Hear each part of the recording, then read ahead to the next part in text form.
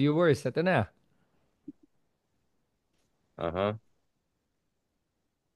Yun! Booyaka siya! Welcome back dito sa latest episode ng R Meets C. Yan, Usapan Politika. Good to All see right. you, brother. Kamusta ka naman dyan?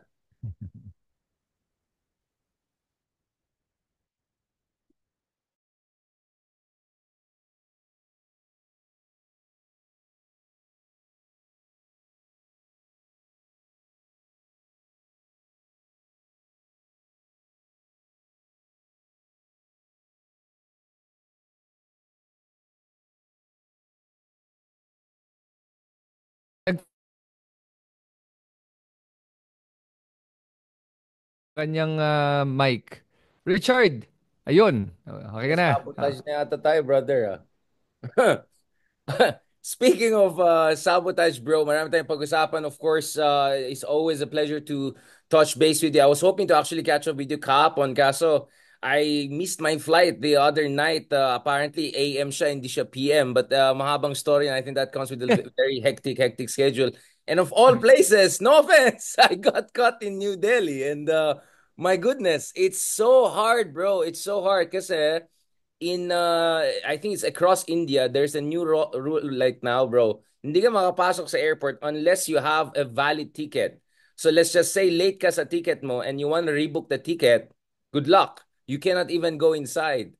So Oh, the whole wow. yeah, so for 24 hours or so, I was just scrambling to get a new and then sarado, there's no ticket representative inside. Oh my goodness, it was so hard. It was just so hard. So I'm just saying Indian people are great people, amazing food, everything, but sobrang mekos-mekos yung mga rules and regulations. And then yung transit, pag nagta-transit ka, you have to take out every single wire in your system, every single coin, every single... So I started the year in Japan, smooth, effortless, no tangle shoes, no tangle belt, nothing. And then I ended the year travel pinakamahirap. So, I'm sorry if I really look super mekos-mekos ngayon because it was a very stressful past 48 hours or so. But I'm glad that finally nakahanap kami ng ticket. Sayang pa naman, yung nawala was business class na hindi ko naman binayaran. So I had to Oh. get a new one. Ouch, ouch, bro. That was so since hindi na business yung ang gamit natin, mukha na tayong warag lalo. But brother, let me just tell you this before we start today. One of the greatest pleasures of what we're doing here in podcasting is actually collaborating with folks like you, bro. I really appreciate that. And shout out dyan sa mga supporters and followers natin on Reddit. Marami ka rin palang fans sa Reddit, Kristan, ha? Pag may mga questions, sino yung mga favorite YouTubers, ganon.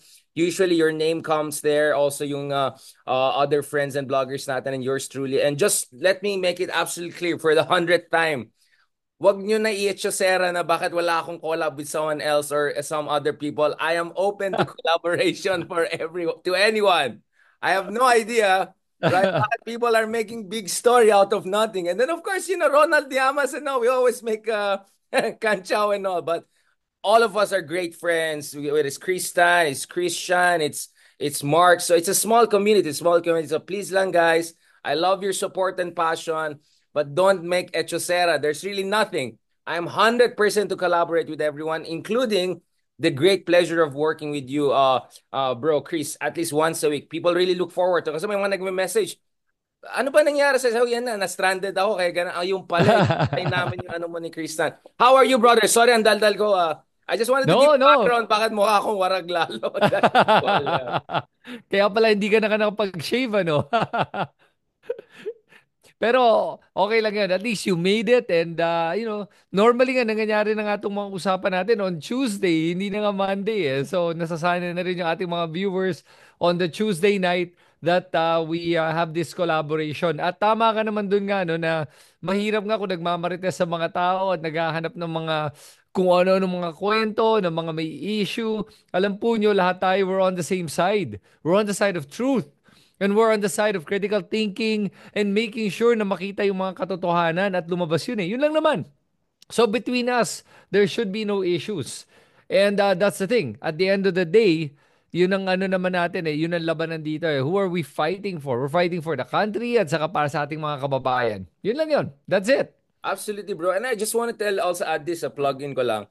Actually, the good thing I realized, and I'm sure you have insight on this, bro, no?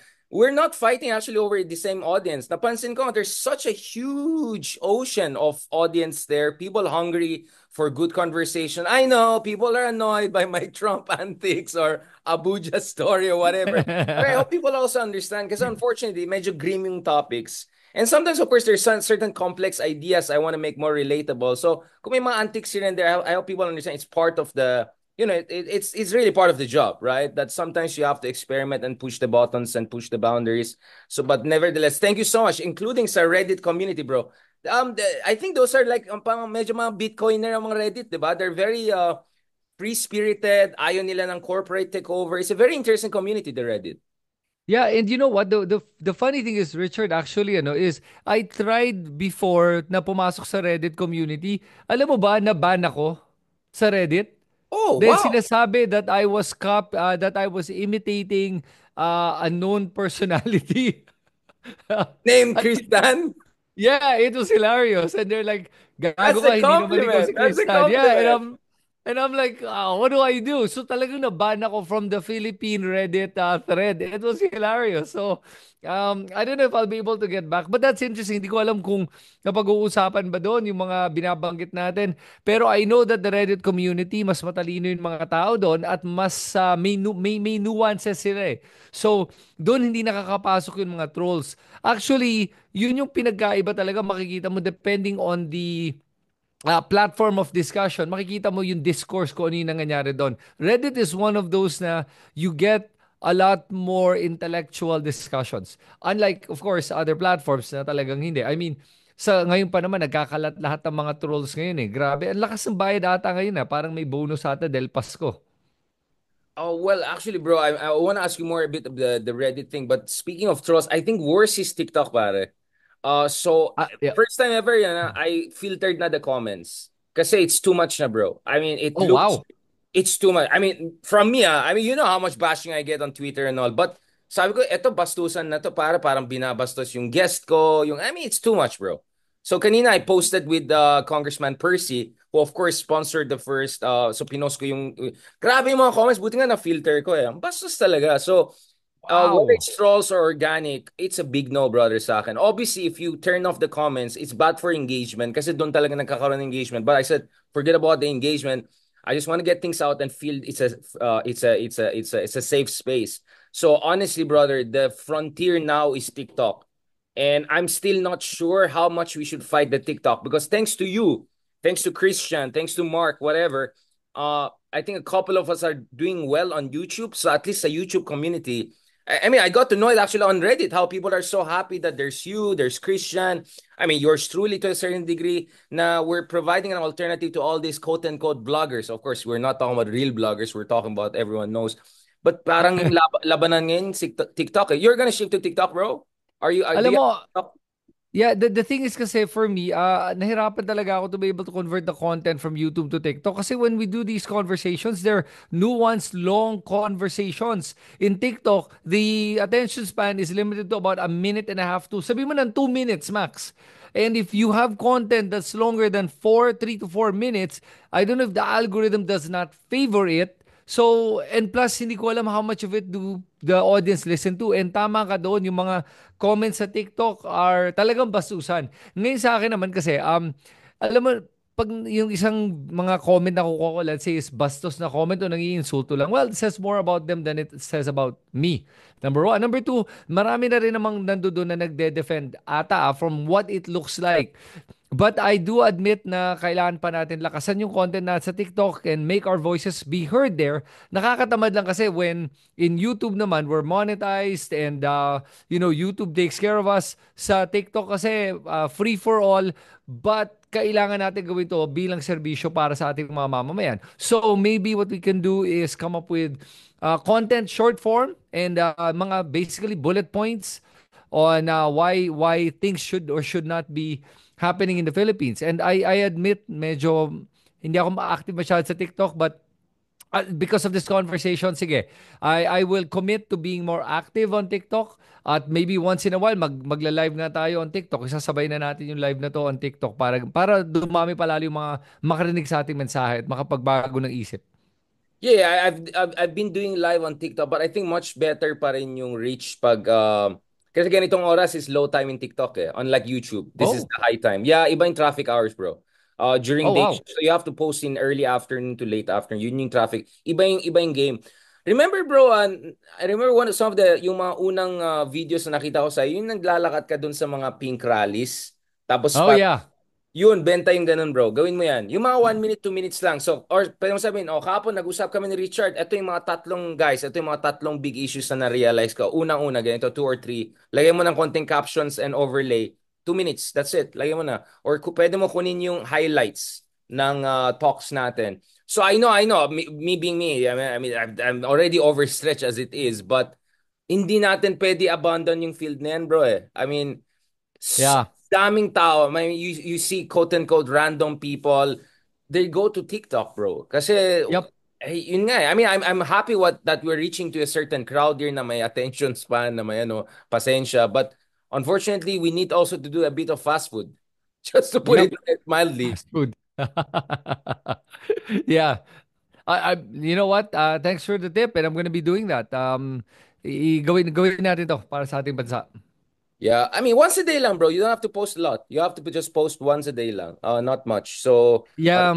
hindi siya ma-effort masyado katulad dito. Oh. Yeah, alam mo talaga yung problema ko kasi I'm a stickler for for quality content. Yung ako yung na-OOC pag ginagamit ko lang yung phone ko tapos nag-shoot lang tapos yung audio hindi galing at gamit tong magandang mic. So parang parang I want to fix that, I want to improve it. Pero you're right eh. Sometimes you just gotta get the information out there. And I'm gonna push myself to get out of my OC-ness para lang malabas ko tong mga content na to. OC is good, bro. I mean, one thing you can do is you can recommend towards the end of your video for more detailed analysis. Check out ganon. So, Yeah, okay. clear na trailer lang siya, preview lang siya. So, you make it Okay. very clear. And then, napansin ko rin, bro, we need to learn to be spontaneous in a sense na hindi naman trashy, pero yung minsan mas gusto ng tao, hindi lahat pero yung TikTok world, yung medyo hindi siya edited, yung medyo mukhang, kunyari ako, yung mukha ko sa airport na warag. Yeah. Minsan na-appreciate nila yan. Kasi parang, ay, relatable para tao rin pala to na mukhang ang pangit pala niya pag nagda-travel. You know what I'm saying? Hindi yung malinis sa studio, ganon-ganon. So actually, it has its own appeal, brother. And I think in a way, it helps also with political communications and also in a sense, humility. Kasi you feel vulnerable kasi medyo sabog itsura mo, ganon. Tapos, hindi ganun kalinis. But I find it actually a humbling experience. Yun lang, Well, sobrang lang yung comments, kaya I had to filter. Otherwise, I'm okay with the bashing and all. yeah, well, alam mo, because I'm running up for councilor sa Mandaluyong, ang mangyayari dito ngayon is I'm going to be doing a lot more content on the street na kausap yung mga Mandaleños. At alam mo, Richard, which reminds me, na nung nasa Mandaluyong ako, pumasok ako sa loob ng isa sa mga squatter areas sa Mandaluyong at grabe, nung narinig ko yung mga kwento ng buhay nila at yung mga dinadaanan nila sa araw-araw at yung mga pagkapolitika during elections at ano ba yung mga ginagawa ng ating mga politiko, medyo nakakadismaya at nakakawalang gana. At there was a part of me that was like, I don't know if I really wanna run na for councilor. May napaganon talaga ako. Pero doon ko na-realize na dalawa lang ang rason kung ba't tatakbo ng politika ang isang tao. Unang-una, pera. Kasi para daanan yung ganon, gagawin yung ganyang trabaho, grabe talaga. Gusto mo talagang kumita ng malaking pera at kung gagastos ka para makuha yung mga boto, talagang gusto mo lang kumita. Ang pangalawang rason na mas hindi common ay talagang gusto mo magbigay ng serbisyo. At sa akin ngayon talaga parang sige na, I will sacrifice para lang magawa ko to. Para lang mapakita sa mga tao na may mga okay pa rin na mga mamamayan natin na talagang gagawin itong mga ganitong bahay para magserbisyo sa ating bansa. You're on mute again, Richard, just in case you didn't know. No, no, sorry. It was just a logistical issue, kaya tama lang mute. No, Ay, brother, okay. I'm Akala really... ko baka hindi mo No, no, no, nakita. no, no. I'm listening to you, brother.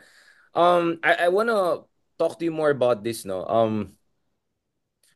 I think para sa akin for all of the frustration I may have with certain circles, whether it's in certain academic world, whether it's certain, you know what I'm saying, like the usual suspects and all, mahal na mahal ko talaga yung mga kababayan natin, especially yung mga simpleng mamamayan, quote unquote, no? And I always found conversation exchanges with them extremely illuminating, including in New Delhi and Mumbai. You know, talking to ordinary taxi drivers, their life stories. Yun lang kasi I'm concerned lang with their privacy. Otherwise, kukunin ko sana yung mga videos. Ang gaganda ng mga conversations, sobrang illuminating. And I'm not saying this in a patronizing, annoying Kanye way, right? I'm saying it in genuine way. So bro, for instance, pwede mo gawin TikTok stories yan.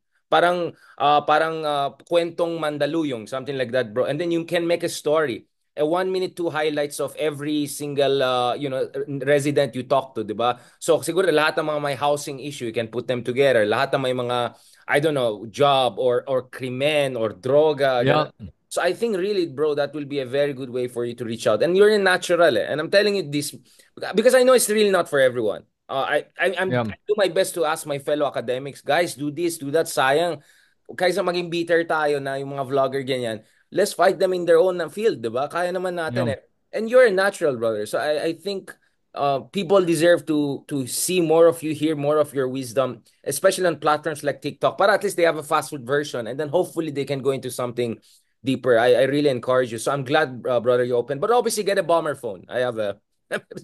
Don't put it in a real phone kasi mahack yan. Yeah, you're right. I am planning to get nga burner phone na nga. Eh. Na-realize ko nga para yung number meron akong isa just for running and then the other one's my private number. Yeah, I agree with you on that one. Sorry, jet lag pa ako. Burner phone, yeah. Going back to this, bro. So, wow, a lot has happened. So obviously ako naman, I've been overstretched. I mean, my call on Philippine Dare Inquiry the other day was from South Korea to Syria. Isang reason actually I missed my flight is every day puyat ako. In addition to traveling and giving talks. Kasi grabe yung mga event. Yung Korea was like 10 p.m. to 5 a.m. Yung Syria, Assad was falling every night. Ganun, like so. For the first time in my life, I missed the flight like that. As a sobrang, I was so absorbed. Ako naman, bro, for me, I think we have entered an age of uncertainty, no? Talagang all of our basic assumptions about everything is falling apart, no? Whether it's U.S. elections, whether it's, Duterte versus Marcos, whether it's dictatorships in the Middle East, whether it's South Korea. You found the South Korea one crazy, didn't you? I mean, Alam mo, I mean, I saw your question, di ba? Yung sa pinost ko, yung history ng South Korea, yeah. grabe. Nakakagulat yun na hindi ko talaga in-expect na every president ng South Korea, 10 out of 13 of the presidents were either imprisoned, pinatay, or na-impeach. Na grabe talaga, sabi ko nga, ano ba yan? Ganong kalakas, ganong kalala ang korupsyon? O ganong kaganda ang sistema nila, nahuhuli nila yung korupsyon. Tatlo lang yung malinis yung record. And even yung tatlong yon, nakulong sila at one point or another bago sila naging presidente. Kaya malala yun. Ngayon, hindi pa rin natitigil ang korupsyon sa Korea. Pero at least siguro naman between Korea and Philippines, mas mababa ang korupsyon doon kumpara sa atin. Pero kung alam mo kung nag-succeed yung military ng Korea na nakapasok sa parliament, ay nako, good luck talaga because South Korea remember, Samsung is South Korea, Hyundai is South Korea. They manufacture a lot of mga, computer and technology products. Talagang malalala talaga tayo nito. So, I'm so happy na magagaling yung mga parliamentarians ng South Korea at natigil nila to. At problema nga ngayon, hindi na impeach yung presidente ng South Korea dahil kahit may ginawa siyang mali, yung mga party mates niya, hindi siya gustong i-impeach, which is weird. Kasi binetray niya mismo yung kanyang mga kapartido, tapos ayaw nilang i-impeach siya. Kaya hindi ko alam kung ano mangyayari dito sa presidenteng to. Pero kahit I hindi think, bro, ma-impeach, dapat makulong. they want him to resign peacefully kasi kung ma-impeach ka, he cannot run for office anymore. So baka mag-suicide mode na yan, di ba? So I think for a smooth transition, well, speaking of suicide, actually may mga president nag-suicide sa, meron din silang parang seppuku style like Japan, no? Although no offense to Korea, I know you're very different from Japan. We don't need to go into that. But meron din silang history na ganun, no? It's the most hostile country to ex-presidents. Akala natin Philippines, Korea is next level. But let me just add, bro, Korea is just as corrupt, if not more than the Philippines, but at the same time, just as mobilized in their civil society and opposition. It's a very interesting paradox. If you look at corruption scandals and rates in Korea, it's one of the highest in the world. But the corruption, brother, goes into factories, industries, capital formation, creation of jobs. The Samsungs, they're very controversial family. They're an oligarch, essentially, the chaebols. But they create technology, they create jobs. So it's not that they don't have corruption. They have what economists call efficient corruption. It's not that they don't have oligarchs. They have good oligarchs, quote unquote. It's a very interesting paradoxical Yeah. case. Even China, bro. Ang dami, di ba, corruption cases in Oh China. yes, But the money, absolutely. goes to factories, jobs, manufacturing. So that's where Philippines is behind it. Not only don't we create jobs, the money goes to, I don't know, Pogo or like Swiss bank accounts or Yeah. whatever. So that's a very crucial distinction, brother. May I ask? Sorry, did you say that South Korea is as corrupt as the Philippines? Are you talking about these are ano hard quantitative facts that you're mentioning? So quantitatively pareho sila sa corruption sa Pilipinas, ganun kalala? Is that Especially if you look at Korea, where they were at our stage of development, when they were at per capita of around 4 to 5 thousand. Korea now is around $25,000, if I'm not mistaken, up to 30. So when they were at our level, bro, Korea was horrible in corruption. In fact, even up wow? to $10 to $15,000. Look at the Daewoo. Remember, there was a car before Daewoo. It used to be my Yes. crush car once again. Grabe yung scandals ton. Yung Samsung, grabe yung scandals ton, bro. They have also one of the highest rates of industrial accidents dahil hindi tinutulungan yung mga trabador. Kaya nga 'di ba yung movie ng yung mga movies na Korean, whether it's Parasite or yung mga Squid Yeah. Game, it's all social realism eh. It's about the brutality of competition in South Korea. It's a kind of a very survivalist workaholic society. Kaya some of the best philosophers come out of Korea, especially if you read the book The Burnout Society by this Mm. Korean philosopher based in Germany. A fantastic work. So again, there's so much road that again, I'm not saying corruption is good because may mga fools who twist what I'm saying. What I'm saying is there are different forms of corruption. In fact, there's a fantastic work by this Chinese economist in Johns Hopkins University. She's a good friend of mine, si Yuan Yuan.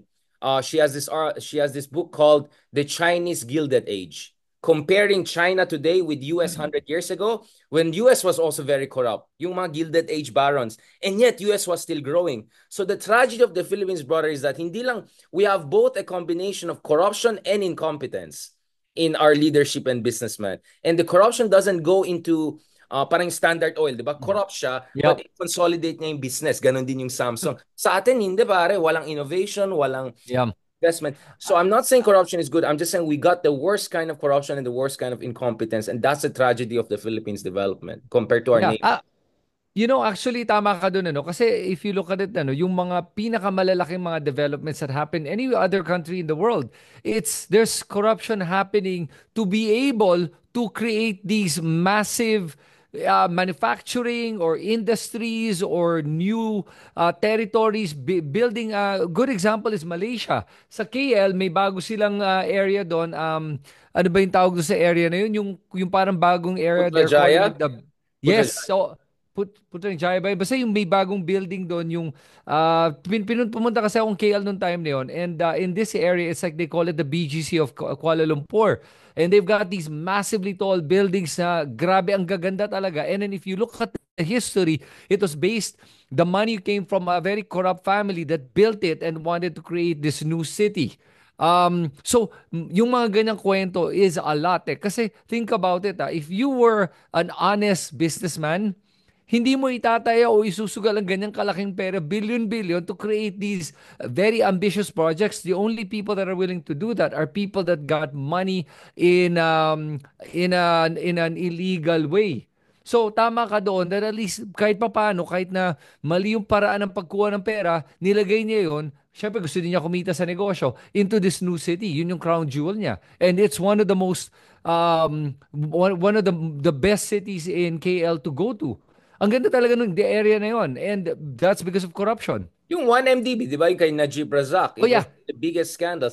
And yet, you see Malaysia is a progressing country. Again, may mga nagko-comment, are you saying corruption is good? Like for the No. nth time, of course, it's not good. What I'm saying is, the reality is that when countries are moving up the ladder, growth is not created in an equal way. And there are always going to be insiders who have access to capital, access to politicians, not to mention politicians who have also access to capital and business and all, and nakakaroon ng incestuous relationship. This is the story of capitalism. You don't have to be a Marxist analyst to understand it. It's an empirical study. Now, even a lot of Yep. our neighbors' corruption is huge, huge. Now, I don't want to get banned from Singapore, but Singapore is an interesting case.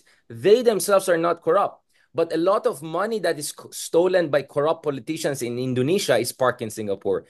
Singapore is a parking lot of a lot of dodgy money. That's the reason why whether it's China, it's Indonesia, by one Yep. estimate, $200 billion from Indonesia that was stolen during Suharto, whatever. went to so Singapore's progress is actually a result of this divestment or capital outflow because it's a safe place for these oligarchs parking their money there. So I'm just saying the reality is much more complicated than just kung walang corrupt, walang mahirap. Dapat maintindihan natin bakit may corruption. There's nothing in the DNA of Filipino to be corrupt. All countries were corrupt at one phase, and there are a lot of countries. I mean, US is a deeply corrupt country. I mean, look at the Yeah. lobbying groups. Politicians there are basically, a lot of Congress people are just responding to lobbying groups. Just study the law. That's legal corruption. I'm not for it. I'm against. I'm just saying, let's not just be moralistic. Let's also be empirical, meaning fight corruption, but also fight the roots of corruption. So one of the roots of corruption is walang scrutiny, right? Whether it's from the media, it's a civil society. Isa pang root of corruption, siguro yung mga sahod kailangan itaas. Third, siguro, Mhm. yung monitoring systems, hindi ganun kagaling. So Singapore has a zero tolerance policy. Once nahuli ka na kahit maliit na amount, yari ka. Dito sa Pilipinas, which we're gonna discuss soon, my God, kahit isang politiko na big time, hindi pa rin, essentially didn't pay, for their crime. Yep. ERAP, convicted plunderer, tumakbo pa, muntik pa naging presidente ulit. Si Tita, andyan pa rin doing very well. I mean, we can go on and on about it. So I think the other problem in the Philippines is, and this is where we go back to Korea, di ba, brother? In Korea, at least, there is some accountability. There is corruption, but there's also jail time. There's also, Yep. there's a day after, unlike dito, kaya sobrang talamak talagang corruption sa. We have the most inefficient and corrosive form of corruption. But I want to go back to you, brother, because I know you're running for office, and the last thing you want to say is, "Oh, I'm okay with efficient corruption." Of course, we're not saying corruption is good. I'm just saying you just have to understand it's a story of development. But as countries build better media, better civil society, better scrutiny, better jobs, nagkakaroon ng empowerment. In fact, there's a graph in economics. There's a term for that. Kung saan as societies get richer, corruption goes down. But Mhm. it's not an iron law. It happens in most cases. But I want to go back to you, bro. What is your read on this corruption issue, especially in light of latest developments? Are you talking about corruption in the Philippines, or are you talking about corruption overall, or what do you mean? I mean, corruption in the Philippines, kasi diba, there are different forms of corruption. There's an access corruption whereby you pay so that you can talk to the top Yep. political because you want to get a license for your factory to export and create jobs. Yep. There's another corruption wherein yung confidential fund, no offense, na ay binubuo mo, pinipiatos mo, diba? Wala akong sinasabi. And then there's another corruption na pinapark sa Swiss bank account or bumibili ng Trump Yep. Tower, di ba? So, ganun. So, there are different forms of corruption. And according to economic study, access corruption is actually good for growth because it allows Access corruption? it's called access corruption. The money Wow. that businessmen pay to politicos to get licensed so that they can get their job done.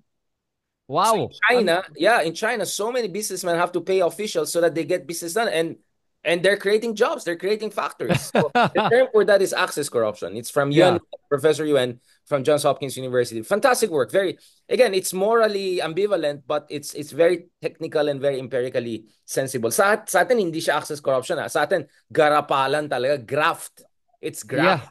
At Talagang kunin mo saka, lang yung pera, ilagay mo lang sa bulsa mo, yun na At yun. saka hindi lang yun, harap-harapan yung corruption dito. Like, wala nang wala nang delikadesa eh. Like, they're literally doing it in front of everyone. Tapos, parang wala silang pakinanga na itago yung kanilang korupsyon. At yung paggastos nila ng korupsyon, alam mo yung malala dito sa Pilipinas, tama ka dito, Richard eh, is that the corruption kasi is not what you would call productive corruption or efficient corruption. Kasi dito, for example, may lumabas kang blind item na binanggit ko lang kanina before you got on air, na may isang bilyonaryong politiko na bumili lang ng isang property in the billions of pesos. Gaano kalaking property ito that it's worth billions of pesos? Tapos hindi lang yun, kakabili lang doon niya ng helicopter. And this is a politico from the South. Sino kaya tong politiko na to? I'm actually very curious. At yan ang problema na sa ating mga politiko. Is that they keep the money for themselves o kaya they hide it and put it in offshore accounts. So they're draining the money from the Philippine economy. Tapos tayo yung naiiwan holding the bag with all the debt na nai-incur natin na wala namang revenue to cover it habang sila yumayaman. And then when they decide to buy properties, buy luxury cars, that's how paano nila nilalagay yung pera back into the system and laundering it. Buy the property, luxury cars, luxury goods, lahat-lahat yan. Tapos from there, kumakalat yan to the people in that sense. But that's where the problem lies. Hindi siya productive in a way. Unlike kung ginawa na lang nila is nag-invest sila sa negosyo o nagtayo ng bagong negosyo o nagpatayo ng building. Sige na, kahit na corrupt money nga, tama ka doon. Kung nagpatayo ng building, nagkaroon ng mga bagong opisina na may mga trabaho mga tao, then great. Pero kung binibili lang nila ng mga luxury goods, mga relo at mga kotse, walang kwenta yan mga yan. Ilan lang ang nakikinabang dyan at nagsasayang lang sila ng pera. Naggaling naman talaga sa kaba ng bayan. Yun ang pinaka-ayoko. As a matter of fact, ito masasabi ko sa inyo. Pag may nakikita kang yung mga Sunday car drives ng yung mga luxury cars, mga sports cars every Sunday, pusta ko sa'yo kalahati ng mga yun. Sige, no, maybe I'm being too, Pogo, Pogo money. Politicians money. May ilan doon, nakakatawa nga. May nakita akong vlog, tinanong nila doon sa isang nagda-drive ng Ferrari, anong trabaho nyo? Tapos nakakatawa, umamin nga to. Sabi niya, oo, my dad's a politician. Chats, meron kang Ferrari? Holy grabe talaga. Yung hindi niya nare-realize na, teka lang, mali ito, ba't ko sinabi yun? Kasi nga sa Pilipinas, we adore politicians. Wow, si ganon. Tapos tayo, iniidolo natin. At hindi lang yun, pag narinig mo paano ang mga common tao, ang ating mga masa, makakita ng politiko, ano sabihin nila? Wow, congressman yan, mayaman yan. O, di ba? Ganun But magsalita. I want Uy, to ask you on that, bro. That's a very good point you raised. Kasi we keep on talking about corruption from supply side, meaning yung mga politiko, mga businessmen, ganun. But I know this is a bit uncomfortable, but I think that kailangan natin harapin tong issue na to. Meron talaga tayong culture of corruption kung saan sinasabi natin ayaw natin corruption and then umaasa tayo sa mayor na bayaran yung funeral, yung wedding, lahat-lahat. Sa tingin mo kinukuha ng mayor yung pera na yan, di ba? Saan sa tingin mo kinukuha yung congressman? yep. When libo-libong taong tinutulungan nila, obviously it's not from their private wealth. No one is that rich or no one is, unless you're a Bill Gates or Tata family, di ba? So, I think people, kaya nga minsan, bro, the one cynical read is, ayaw lang natin ng corruption unless tayo nag-benefit dahil si Mayor tinulong Ah, tayo sa, kasi wala so, tayong healthcare system na maayos, wala tayong social security system. So a lot of time, again, I'm not justifying it, a lot of times politicians become the welfare state, right? And then during elections, ang laki ng gastos nila. So you create incentives for corruption eh. Kasi you're yep. making politicians your welfare system. And then umaasa ka pa na vote buying. Kikita ka ng 15,000 per person elections. So parang kumbaga, I'm not saying it's the same level of culpability, but I think we have to accept my culture of corruption tayo. It's not like these politicians drop from moon or Mars. Yep. Kababayan natin, kadugo natin itong mga politiko na yan. And we kind of help them to stay there. We enable them to stay there. So we need to deal also with the culture of corruption. And lahat tayo nagmamalinis. Hindi, that will not solve the problem. We are part of the problem. We have to deal with this. Yep. And right now kasi, remember the corruption goes in all levels eh. Down to yung pagbabribe ng police. Alam mo, di ba kasi sometimes pag nahuhuli ka, gusto mo man-bribe, you're part of the problem. And we've all done that. Di ba? We've all done that. And that's the thing eh. So, Richard, you're on mute again, by the way, if you didn't know Yeah, this. yeah, I didn't want to interrupt you, so you just let me say lang my... No, I'm just saying exactly. Yung parang ayaw mo ng problema, bayaran mo ng 500 yung driver, yung ano, para mata... Di ba? Yeah, So, that's corruption. enabling corruption. You are Yeah. enabling that And culture. Yeah. And I want to add, Richard, that here's the problem of ayuda, the ayuda system. Alam mo nyo nakakatawa dito, mismo si VP Sara, sinasabi niya yan ang problema kina Speaker Romualdez, yung ayuda system. Ano kaya mo ginawa niya sa confidential funds niya? Ano yung sinasabi naman niya, nagbibigay siya ng mga medical assistance at kung ano-ano, ayuda yan. At sa totoo lang, lahat sila ganyan. Kaya dapat itigil na itong mga ayuda system na to. Dahil itong ayuda na kala nyo natatanggap nyo libre, ay hindi libre po yan. Merong kapalit yan. Ang kapalit niyan, pagtaas ng bilihin natin. Kaya tama na tayo sa ayuda system tung nanlilimos tayo at magtrabaho na lang tayong lahat. Mas mabuti pa yun at mas makikinabang pa tayong lahat pag gawin natin yun dahil productive siya. Pag kumikita ka dahil sa trabaho, hindi nanlilimos ka o humihingi ka lang. Alam po nyo, naiintindihan ko po kasi yung mga tao na pag kumwari nga, meron silang problema sa yung burol o kaya sa medical care, maghihingi sila. Pero pag wala pong ayuda system, alam po nyo, hindi na po nyo kailangan humingi sa inyong governor o kaya sa inyong kongresista. Pagpunta nyo sa ospital, bayad yan. Pag education, bayad yan. Yung mga libro nyo, tama yan. Yung mga daan natin, tama yan. Socialized housing, magkakaroon kayo niyan. Yun ang mangyayari kung wala na tong ayuda system na to dahil pupunta yung pera sa mga tamang departamento ng ating gobyerno para magawa yung tamang trabaho. Kaya dapat talaga, ngayong eleksyon na parating na itong 2025, huwag tayong aasa sa mga ayuda na pag sino magbibigay ng pera sa akin, yan ang iboboto ko.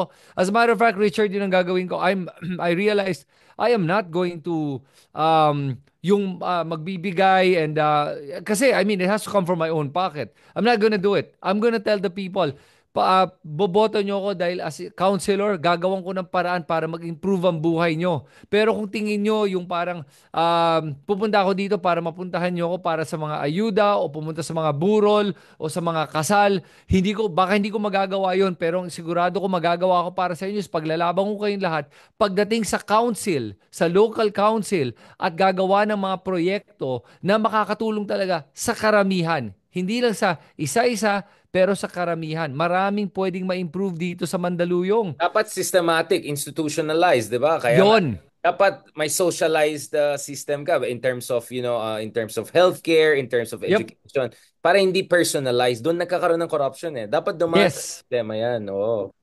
Yep. Yun yung At base saka natin eh. yeah, tama ka doon sinabi mo, personalize yun. Kasi tingin nila, basta sa akin ako nakakuha, wala na akong pake. Hindi eh. Let's make it institutional on an institutional level.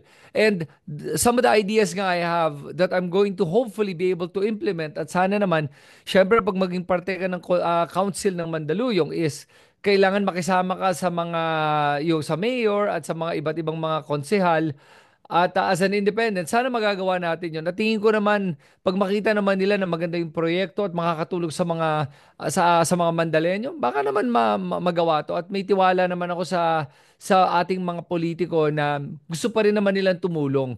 Naghahanap lang siguro sila ng konting incentive in terms of o kaya konting push lang to say na, o sige, gawin na natin to ngayon. I-recommend kita bro doon kasi I recommended to I wrote a column sa Philippine Daily Inquirer before na si Magalong, Vico Soto should work together. So meron itong Mayors for Good Governance. I think it will be a good addition to that in terms of local government officials. Hopefully kasi sa Baguio okay pa rin naman kami kahit at least position ng mayor namin, we won't do things the usual way. Again, no one is perfect. We can have a long conversation. But the reality is that at least there's an effort and recognition. Now we have to do things. Let's do it the clean way. Meaning, Mm. idaan mo sa sistema, idaan mo sa, di ba, institusyon, may departamento, may ahensya, hindi yung personalistic. Diyan nagkakaroon ng corruption kasi unahan yan, palakasan yan, alam mo na yan, diyan pumapasok yung patron clientelist political system yan. And that's actually, brother, that's part of political modernization. Ang pagkakaiba ng Mm. mga modern countries katulad ng Sweden at mga less modern countries at yung mga nasa gitna is yung iba personalistic, kaya ang daming corruption, ang daming kung ano nangyari. Yung iba very systematic. Kaya maayos, alam mo na, 'di ba? You know what is your right. Alam mo saan pupunta yung buwis mo, nakikita mo. So, for instance, I have relatives in Norway, for instance. Mataas ang buwis sila, bro, but everything is free. College is free, healthcare is Yep. free. He doesn't have to worry about anything in his life. No emergency fund, nothing.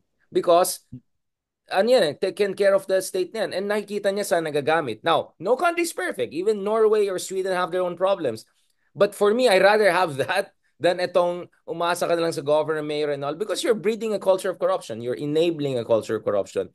Because that money has to come from somewhere, brother. And you're right. Sana you will be a kind of a lightning rod for that approach. But you're also a lightning rod, brother, for in terms of itong mga expose na nakikita natin. Yep. So, since last week we talked, brother, ano yung mga nakikita natin development? Ito, meron ng binuking si Congressman Zia. I interviewed him on my TV shows. Itong Sally at saka si yung paras yung signature. What's Yep. going on there? So, okay. So, ngayon, 'di ba, nag-umpisa yun with Mary Grace Piatos, tapos nagkaroon ng Kokoy Villamin. With Kokoy Villamin, the issue was, it's the same name, different signatures. And then, may lumabas itong Sally na to, at saka Different name sa Sheila. signature. If I remember correctly, Sally and Sheila, silang Sheila, dalawa, Sheila. Sorry, same. sorry. Yeah, so Sally and Sheila have the same signature pero different people apparently. So, yung mga ganyang mga anomalya is rampant throughout the entire confidential fund use, throughout the entire year that they used it. And it was so bad na nung nagkaroon na sila ng investigation at nag-request with the PSA to check the validity and verify these identities, lumalabas that 677 identities were non-existent. Ngayon, Ito na yung sabi ng mga DDS friends natin, yung mga, and honestly, tingin ko yung mga nagsasabi nito are paid na lang to spread this Mga scripted propaganda. siya, mga scripted. I know what you're saying. Yeah, hindi na to normal na tao na nagsasabi na to. Yung mga normal, hindi na. Ito, bayad na to mga to. Ang sabi ng ating mga bayad na DDS trolls ay, ang tatanga naman daw natin lahat. Siyempre, gumagamit ng alias yan mga yan dahil confidential fund nga eh. Alangan mo naman, ilalagay mo totoong pangalan mo, mabubuking ka, baka mapatay ka pa ng mga NPA. Okay, unang-una, kung gagamit ka ng ibang alias, di ba? Bakit yung alias na yun ay isang tao na nasa 26 different localities na nagpirma ng isang signature ng isang pangalan ng tao na nasa iba't ibang lugar. Pwede ba yun? Di, ginamit nila pare-parehong alias. Di pa paano mo malaman kanino pupunta at sino itong mga kausap mo, di ba? It doesn't make sense, the logic. At sa totoo lang, ang maniniwala sa ganyang propaganda, mangmang na talaga. Kung maniniwala ka dyan, mangmang ka na talaga. Hindi ka na talaga nag-iisip. Pero alam mo, ito yung maganda dito, Richard. Karamihan ng ating mga kababayan, hindi na nauutos sa mga ganyan. Pag makita mo yung mga komento dito sa mga trolls na to, binabaran na nila yung mga trolls na to, which is a great thing. So yun yung isang nangyari. Na-reveal na. Ngayon, the Congress is actually asking the PSA, they're requesting now to verify another 1,992 identities na questionable din. At mukhang itong mga identities na to, karamihan sa kanila ay lalabas ay non-existent as well.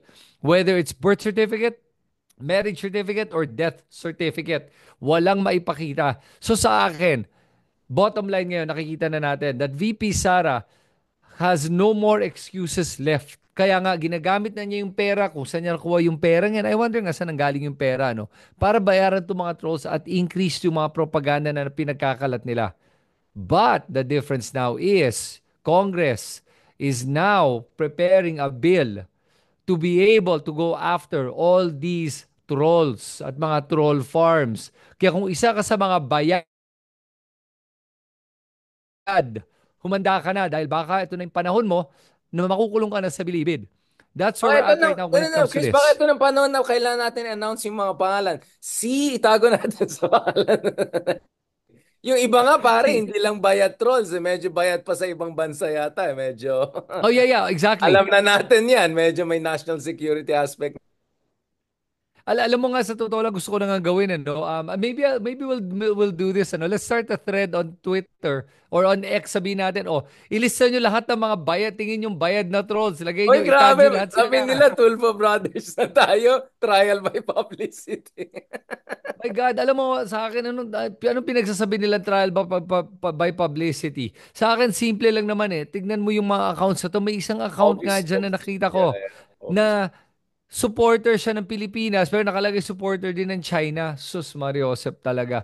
Kaya alam mo talagang hindi nag-iisip tong mga to eh. At saka sa akin palagi ko hinahamon. Etong mga trolls na to pwede nyo akong insultuhin, walang problema. Sige, pakita mo sa akin Facebook mo at mukha mo. Magdebate tayo ng maayos. Hindi nila kaya. Hanggang insulto lang ang kaya nila. Yan ang bottom line. Kaya alam kong troll talaga yung mga yan. Ngayon, when it comes to confidential funds, ito pa yung mga interesting. Basically, the last hearing on confidential funds, Richard, initemize na nila lahat ng mga findings sila. At dito nakikita na nga natin na wala nang kailangan gawin eh. Wala nang hearing dahil na-booking na talaga tong si VP Sara sa kanyang mga ginawang katiwalian. Wala na.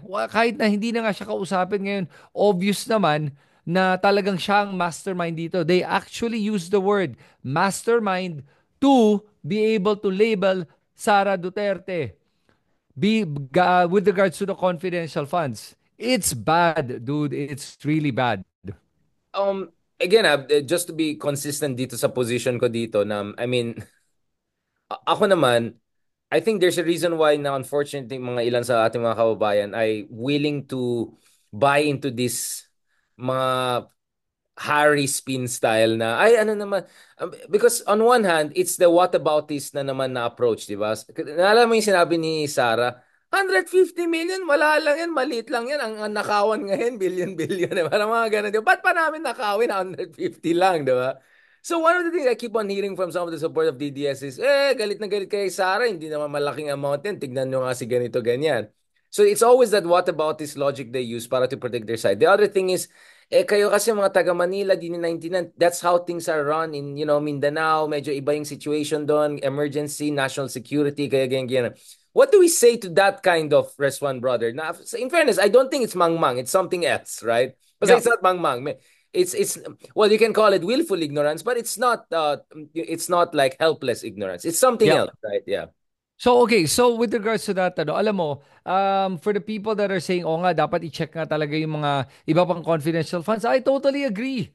Alam mo, I think they should check the president's confidential funds because that is massive compared to the OVP and the DepEd to the tune of 4.5 billion pesos per year. So umpisahan natin ang investigasyon sa tatay ni Sara Duterte, yung author at nag-approve at gumawa nitong 4.5 billion na confidential fund ng presidente nung panahon niya. Dahil bago naging presidente si Digong Duterte, yung confidential fund ng presidente ay nasa 500 million lang Kay at Aquino, very small. Very very Aquino. small. At hindi lang yon. Konting mga departamento lang ang may confidential fund nung time ni before Digong. Digong Duterte was the one who created this confidential fund and abused it to the tune of mga, if I remember correctly, over 27.5 billion pesos nung term niya. Sa kanya pa lang yun ha. Tapos idagdag mo yung confidential fund ng mga iba't ibang ahensya na hindi naman kailangan ng confidential fund. Tama talaga, umpisa natin yung investigasyon, buksan natin at tignan nga natin kung saan ni Duterte, Digong Duterte, ginamit yung confidential fund na yan. Ngayon, ito na masasabi ko, dapat talaga tanggalin na yan. At dapat, kung ang Kongreso seryoso sa kanilang trabaho bilang power of the purse, they should take out the confidential funds even of the president. Kasi Richard, alam mo, kahit na presidente yan, the president has a higher confidential and intelligence funds even compared to the military, the AFP, the Navy, the NBI, the DOJ. Mas Hindi malaki pa ma-justify yung... yan. Hindi Yeah, ma-justify. hindi They talaga. don't have, yeah, they don't have what it takes to make use of that. And they're not made for that. Hindi yan Yes. mandato, hindi ito yung specialization. I'm for funds but to national security. People who are really trained for that job. Yun po yung trabaho nila. So, I completely agree with you. So, first of all, so yung one response ng sinasabi mo is, yeah, buksan natin. Everyone, let's criticize. But obviously, the OVP has even less reason than the president, the commander-in-chief, right? To have any confidential fund. But the second question, and related to that, tama yung sinasabi mo, brother, ang ugat ng problema nitong confidential fund scandal na to ay talagang Duterte administration eh. I'm not saying walang corruption before, but this form of irregularity, let's just call it that way, talagang Duterte legacy yan. But pangalawa, bro, they always use this thing. Kayo taga Manila, Luzon, you don't understand itong confidential fund kasi may Abu Sayyaf kami, may terrorist kami, may ISIS kami. We need these things. It's our way of doing things. Yeah, yeah, minsan may mga konting here and there, but overall, Duterte's deliver, look at Davao, blah, blah, blah. What do you say about that, brother? Yung weaponization ng itong kami mga Mindanao, inaapi nyo naman kami. Kasi ginagamit ng mga Duterte's parati yan eh. They always use that grievance eh. They weaponize that grievance. They weaponize that grievance. Yeah, alam nyo, this is not about you're from Mindanao, kaya inaapi ka. Pero I can see why, I can see how it works. It's called an appeal to emotion eh. Instead of appeal to logic, it's an appeal to emotion. Now, they always try to play themselves as victims. Sara Duterte mismo plays herself like a victim. Pero hindi siya biktima dito. She's a perpetrator. This whole idea of pina-persecute ako. Alam po nyo, ang persecution, ganito po yan. Tuturo ko sa inyo kung ano yung persecution kumpara sa playing victim. Pag ang isang tao playing victim, ibig sabihin nun kasi may ginawa siyang mali, nahuli siya, kaya iniimbestiga siya. Kaya ngayon, nagpi-playing victim na lang siya. Kasi ang totoong napapersecute ay isang tao na walang ginawang mali. Tapos nag-iimbento na lang ang persecutors para ipitin siya. Sino ang mga naging totoong biktima ng persecution? Laila de Lima. O, isa yon. Si CJ Sereno, isa pa yon. Si VP Lenny, isa pa yon. Senator So, Trillanes. Senator Trillanes. Senator Trillanes, exactly. And a lot of people na sumubok, o at least nagsabi ng katotohanan laban sa mga Duterte. Yan ang na-persecute. Kaya wag nating sasabihin na, please, sila pina-persecute. This is not about Mindanao or Luzon or Visayas. We are all talking about the one entire Philippines. Huwag tayong papayag na i-divide tayo ng ating mga politiko. Depende kung saang lungsod tayo galing. Pare-pareho tayong mga Pilipino, yun ang alalahanin natin. Ang Absolutely, pinaglalaban natin brother. ay ang Pilipinas. Alright, Absolutely. yun ang bottom line.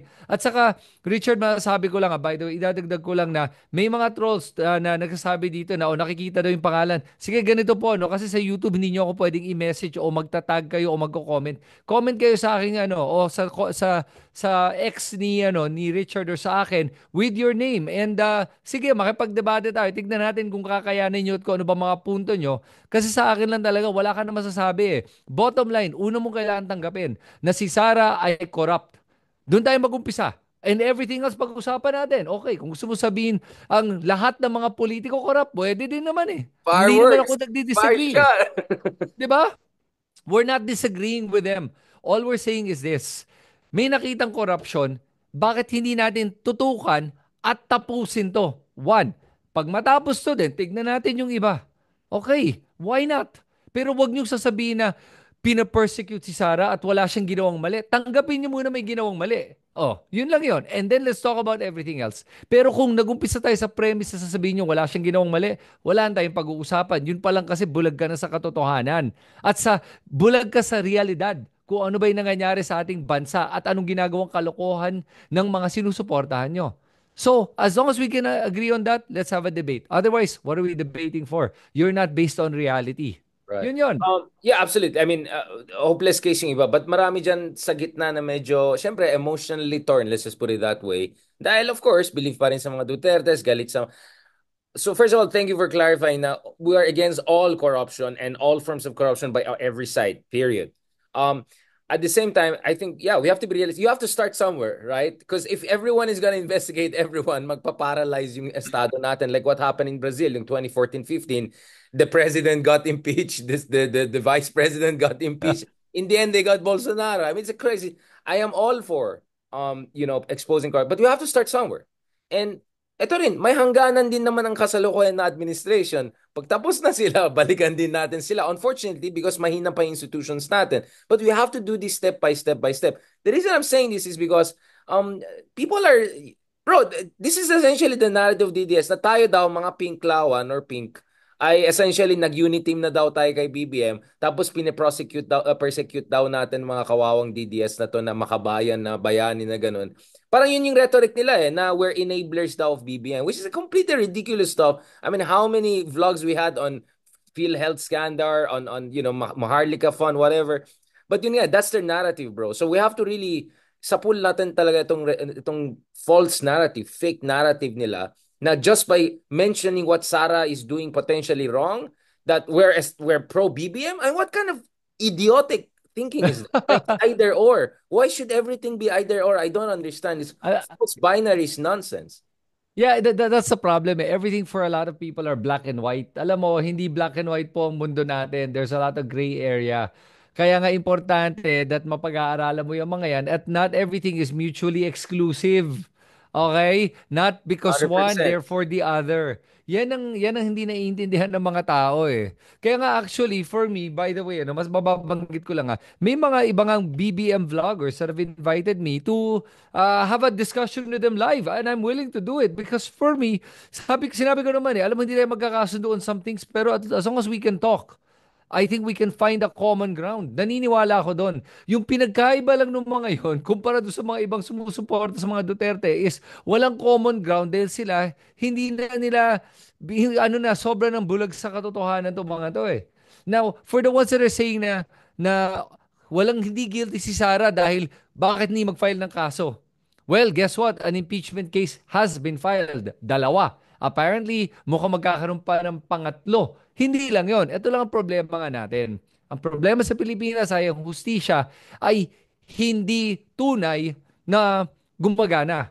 At nakikita naman natin na ang lakas ng impluensya ng politika sa ating judicial system. Ang nakakatakot dito, Richard, I honestly don't have any hope na mako-convict si VP Sara for impeachment and her impeachment case sa Senado. Dahil pag nakita mo ang ating Senado, My God, it's a joke. Hindi na based on facts at integrity and the truth ang ating mga senador. They're gonna be biased, they're going to be partisan, at it's about political alliances rather than the truth. Hindi nila pinoprotektahan ng bansa natin, pinoprotektahan nila ang kanilang mga kaalyado. Yun lang yun. Kaya I don't have a lot of faith in this impeachment process. I wanted to end on a more positive note, pero balikan ko yun para sayang din. Let's just it out. Do you think this is the worst ever Senate? Because some people are telling me who are in the Senate campaigns and all, Richard, don't worry, it's gonna get worse in the next one. I said, yes, I know, but I mean, at least may mga matatalo na mga malalaking pangalan. I mean, if you look at the latest surveys, it looks like two or three big families may not make it to the next, at least, it's that bad that like, but I don't mind doing live in future. Let's do Senate live while Ben and Erwin and Rafi are debating behind us, and all, let's do it live from there. But do you think this is the worst Senate ever? Because Senate was never Yeah. perfect. The Bong Revilla Alam there since 2010 pa, yeah. Yeah, alam mo, right now, and I've watched some of the Senate hearings even from the time of yung kay Erap, yung impeachment trial niya. I was able to watch some All of that. right. Yeah, live in person. And I remember those debates and the prosecution and the defense making their case. Wow, scholastic pa nga eh. Ang galing. Pero ngayon, wala nang scholastic academic discussions. It's actually not even, they're not even trying to make points. It's about insulting each other and nagbabarahan na lang and nagmumurahan. That's what we've come down to. Wala nang discourse na maayos ngayon sa ating mga senador. And alalahanin mo ito di ba nagkaroon ng Senate hearing para sa EJK, and what happened? It turned into a joke and it was supposed to be a series. Where's the part two? Wala na. They had zero interest in making these hearings. Dahil napahiya lang sila dahil sa Quadcom, kaya nila ginawa to at Digong wanted an audience at ginamit ng yung kanyang impluensya para i-convince ang Senate na ituloy itong hearing na to make it look impartial. And what did they succeed in doing? They succeeded in making themselves look like idiots and partial and partisan. Yun lang ang napatunayan ng ating mga senador na nakakahiya ngayon. Lahat sila. Wala na talagang integridad ang karamihan ng ating mga senador. May mga ilan pa dyan, at least tahimik na lang, okay. Pero may iba dyan talaga, ewan ko na. Christian, Tagalog pa English. Ayan tayo. Kaya natutuwa yung mga ano natin, yung mga Redditors natin eh. Yung mga fireworks na ganito, bro. Um, on the last part of our conversation for the, I mean, I really appreciate it. I think at least napag-usapan natin yung 50 shades of corruption, right? That there really certain forms of corruption which are way more corrosive than others, and then there's certain way of corruption that still allows a country to grow, even though it's morally reprehensible. Um, Going back to this, bro. So what do you see the way forward? If you don't think the Okay. impeachment thing will work, what do you see going forward from? So the good thing is, nung in-interview yung mga Quadcom, not the Quadcom, excuse me, the Committee on Good Government and Public Accountability, tinanong sa kanila, will you guys be filing cases? So they were very clear that they really did the hearing in aid of legislation. So they're going to be proposing new legislation kung ano ang, how to be able to prevent these types of abuses moving forward. But on top of that, they will be recommending to the DOJ to file particular cases against certain individuals, including the chief disbursing officer and possibly the security officers of VP Sara and also Sara Duterte herself. These are criminal charges that are going to be filed. So, beyond impeachment, meron pa to ngayon na posibleng mangyari. I really hope the Quadcom excuse me, not the Quadcom, the Congress will push through with this recommendation. Pero that's all they can do is recommend. Bahala ang DOJ kung magsasampa sila ng kaso o hindi. Is it the DOJ o baka ombudsman nga eh? Because this is in relation to their duties as government officials. So baka ombudsman to. Ang problema natin nga is the ombudsman is also partisan. So, But on the way out, but the good but on news the way is out, right? on the way out. So one of the things I wanted to mention is it's important to watch sino maging next ombudsman because that could tell you a lot about not only yung saga ng mga Duterte investigations, impeachment, but also whether President Marcos Jr. is really serious about being a more reformist version of a Marcos rather than, you know what I'm saying? Okay, I mean, connect the dots. So, Yeah, well, let's who watch the ombudsman carefully also. were there any particular names being thrown around that's most likely, or what? I've been hearing names, but baka you might know more about this than I do. I suggest everyone to check the column by my good friend si Buchan from sa Philippine Star. It's a very good one. I can forward the link to that. It's a very good one. So there are a couple of ideas about, as I said, I'm watching very carefully. Buchan, sorry. Watching. Buchanko, right? Yeah, sorry. It's the jet lag. Kanina yung burner phone, sabi ko bomber phone. I'm sorry, not perfect. It's the jet lag is still there. So Buchanko, I really suggest you guys check that. Thank you so much to Boo for that fantastic piece. And then yes, I think ako naman, bro. Yeah, I've been saying this for a long time. Sara Duterte as the vice president has no absolute immunity. She can be charged criminally if talaga may evidence siya, and you can disqualify her. And from my reading, you disqualify Sara tapos ng Duterte dynasty because they have no one else to offer Yeah. at national level, not competitive. Baste, he couldn't even hold on to the mayor's office, the data to come. Olong, seriously, he might not even win against Mig Zubiri. Mig Zubiri, sorry. Mig Nograles. Ayan na. Right. Sorry, it's all the jet lag. Sorry. Mig Nograles. So, I'm just saying, Sara is the best shot for the Dutertes to come back as a vice president, but also as a future presidential and potentially president. So even a criminal charge could. I've been saying this for the past 3-4 months. Reading yung ruling or yung interpretation ni Menardo Guevara when he was Justice Secretary during Digong and looking at potential impeachment of Leni Robredo. So now that's coming back to hunt them, right? Medyo bilog talaga mundo in that sense for them. So that's one option. And tomorrow we'll be having Senator Trillanes also on our podcast to discuss yung mga options na yan moving forward. So as I said, interesting times. Hopefully some important development.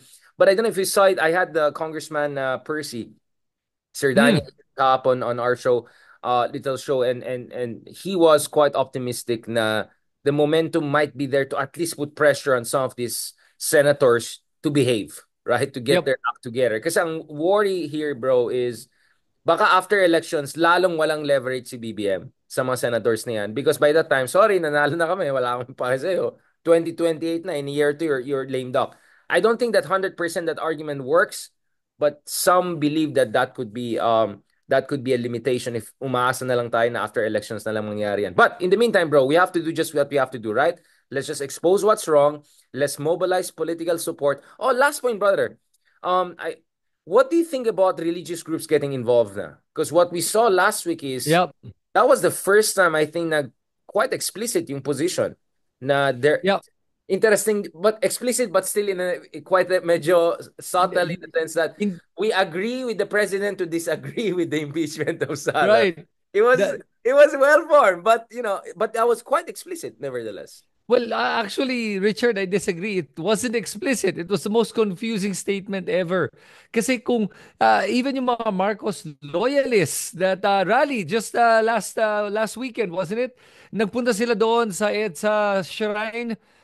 Tapos doon, pinakita nila yung suporta nila kay BBM and they wanted Sara impeached. At kahit daw sila mismo, nagtanong ako na live stream I did, sa mga BBM supporters, sabi ko, gusto ba niya ma-impeach si Sara or ayaw? Sabi nila, gusto nilang ma-impeach. Hindi nga sila nag-agree sa sarili nilang presidente na wag i-impeach si Sara. Kaya etong INC ngayon, ang nakakatawa, I heard, na correct me if I'm wrong, ay hindi na itutuloy itong rally na gagawin nila. Mukhang hindi na matutuloy. And honestly, I think hindi na ito matutuloy. The way I read it is because I think they realize they're not going to be able to get the numbers to make them look good. It might make them look bad. It might expose them as wala na talaga silang political leverage like they used to. I think that's why hindi nila ito tutuloy. Number one. Number two, it could also be that they realize, oh nga, ang gulo ng position natin. We support Marcos not to impeach VP Sara at mapanganib ang buhay niya. Like, what a stupid position, and it doesn't make sense. And even the people that are supporting the Dutertes don't understand kung ano ba yung But pinaglalaban. what And if that was exactly why BBM said what he had, so that he gives plausible deniability? Plausible yeah, deniability is everything in politics, right? Like you give an off ramp to all sides. BBM kind of gives himself an off-ramp, gives them an off-ramp. I, ako, basa ko rin dito is, baka kasi you also roll the dice, and this is dangerous because there are other groups with a very different thinking, and they're also big, including the Catholic Church, who might be on the other side of this equation. What if they get mobilized? Then medyo ibang usapan na yan, di ba? Well, alam mo, I think at this point, the Catholic Church does not have a mobilizing figure like tulad ni Cardinal Sin noong panahon ng 1986 Yet, to be yet, right? But yet, I think right? they're building new generation, whether it's David, Yeah. our new cardinal sin, now just beatified in Vatican. Ako bro, I agree that one reason lumakas itong mga ibang sects na yan is because humina yung Catholic Church political influence throughout the decades. But my sense is that Duterte years, yung drug war killing, ano yung institution na tumutulong talaga doon sa mga pamilya ng mga biktima? Catholic Church. Sino yung mga Yes, umaharap sa mga kapulisan, kay Duterte in a way? Catholic It was the Church. Catholic Church, exactly. Now, Yes. I'm saying this as a pretty secular person, right? So all institutions have their problems. We can have a long conversation about the Catholic Church and their history, but I'm saying, in fairness to them, during Digong's time, they held the line. They took the moral stance, and I love Pope Francis. I think his position is progressive. He knows what's going on. At the same time, of course, he still has limitations. There are conservative elements inside. But what I'm saying is, never underestimate the Catholic Church's ability to come back stronger. They're the Yep. longest running institution on earth. Nothing comes close to it. No empire, no institution has lasted as long as the Vatican Church. I'll never underestimate them. And we have great, great rising leaders within the Yes. Catholic hierarchy from the Philippines. Who knows? Even the next pope could be a Filipino, or next pope could be next Filipino. So I'm just saying, bro, maybe some of the sects should also keep that in mind. The field is much more fluid, and some of the other religious groups can also get mobilized. Not to mention other non-Catholic religious groups who are more aligned to BBM rather than Sarah. Yeah. Yeah. So you're right. Maybe it's they cannot bring enough, or maybe they're wondering. Maybe it opens up. It's like a dangerous precedence. Yeah, not only that, by the way, Richard, I wanna add another color to this discussion, where, 'di ba kasi nga sinabi nga ni BBM na kaya ayaw daw niya yung impeachment para daw makapagtrabaho ang ating mga iba't ibang departamento at branches of government, kasi yun ang ginagamit na argument ng mga nagsusupport sa posisyon ni BBM o kaya maybe supporters niya Sara Duterte na pampagulo lang daw to at divisive lang daw tong impeachment na to. All right, here's what I have to say about that. Alam po nyo, ito na naman tayo sa pag-iisip ng everything is mutually exclusive or black and white, na pag magkaroon ng impeachment case, hindi makakapagawa ng ibang trabaho. Alam po nyo, tumatakbo po ang ating gobyerno at pwedeng tumakbo ang gobyerno kahit na po may impeachment case na nangyayari at the same time. Yung po, kaya huwag niyong iisipin na dahil may impeachment case, hindi magagawa yung iba't ibang trabaho. Magagawa pa rin yun. Okay? At saka ito nga yung isang importanteng trabaho ng ating Kongreso at ng ating Senado. Kaysa gumagawa sila ng mga kalokohan, gawin nila trabaho nila as a check and balance to the executive department. That is exactly what they're meant to be doing. Kaya wag mong gagamitin itong argument na black and white na pag ginawa itong impeachment, wala ka na magagawang ibang bagay. May magagawa pa rin ibang bagay at kailangan gawin itong impeachment na to. Dahil trabaho yan, dahil may nangyaring kalokohan. Okay, so let's end that there. Kasi nga, hindi ko maintindihan yung mga ganyan nagsasagot eh. Yeah, but Nakita ko that's lang why yan I sa mga disagree komento with eh. the president, bro. That's why I disagree with the president. I felt, yes, good for him. He gives himself some distance plus, but it was not good kasi he made it an either or situation. Like either you don't do impeachment and focus on things, or so ano yan, so we'll just let it slide after everything. So walang say. That's why I was critical of what BBM did. I think it was better Yeah, for him not to say anything, or just to say, I will just respect whatever the institution does. My personal opinion is I just want to focus on my work. He could have just said that yeah. without bashing the whole. I mean, I just think he undermined the process, to be honest. But hindi huling lahat, I think that this thing has a momentum. People can see what they're seeing. And I think kung tuloy-tuloy itong mga investigations and the third impeachment comes in the coming days, who knows? Not to mention the criminal charges also on the sides that could disqualify Sara Duterte from running for office. Thank you so much, brother. I mean, 1.5 hours almost like nothing. It's always a pleasure to talk to you. As I said, one of the greatest pleasures of doing this is this collaboration and also flexibility. Thank you so much, bro, for always being so super patient. Grabe, diba? I'm squeezing into my schedule, like you're squeezing this in your schedule. So that tells people about our passion. This is really about our little way of helping public in terms of critical thinking discussions and all. And salamat din sa lahat ng mga nagko-comment dyan, including yung mga nagtotroll sa atin, but I know deep inside, fans lang naman talaga kayo. All right, or aircon. Or aircon. Salamat, brother. Is there anything you want to add before we wrap this up, but catch up again hopefully soon? I'll see. Sana we'll do a year-ender in person also eh. I'm trying to organize something. Let's see. Yeah. Otherwise, we'll do one thing early January na lang to get the year going. Basta let's do something in person na lang soon. Kasi bro, nawala na yung studio pala na yan, yung pinuntahan natin. Wala na. Yeah, wala na siya. So, February pa siya bubukas. So, we have Bro, a different studio we're working on sa BGC. And then there's another also studio. And then I'm hoping maybe we can go a cafe shop or something with sila Mark. So, I'll figure out the logistics. So, as I promised, we need to do at least one year ender or year starter. God willing. yeah. Because I know Ano, you're going to be very busy too. Yeah. we can do it here at my place if you want. Daan ka dito. Kasi I've Yeah, got the equipment naman and the internet here is very strong. sure, At sure. yeah, the Let's talk mics to have the Mark. mics. Yeah, So, let me. Okay, we can be very flexible. I can talk to Mark. Let's do something. Two, three, four of us. As I said, I'm open to collaboration. Lahat ng mga kabilang channels are more than free to join us. Now, if ayaw nila, problema nila yan. Not my loss. Thank you so much, yeah. brother. Have a fantastic evening. Please get some rest because I need some rest and hopefully I'll mag-shave na ako para hindi na mukhang warag. Thank you so much, brother. God bless. Good Talk. night.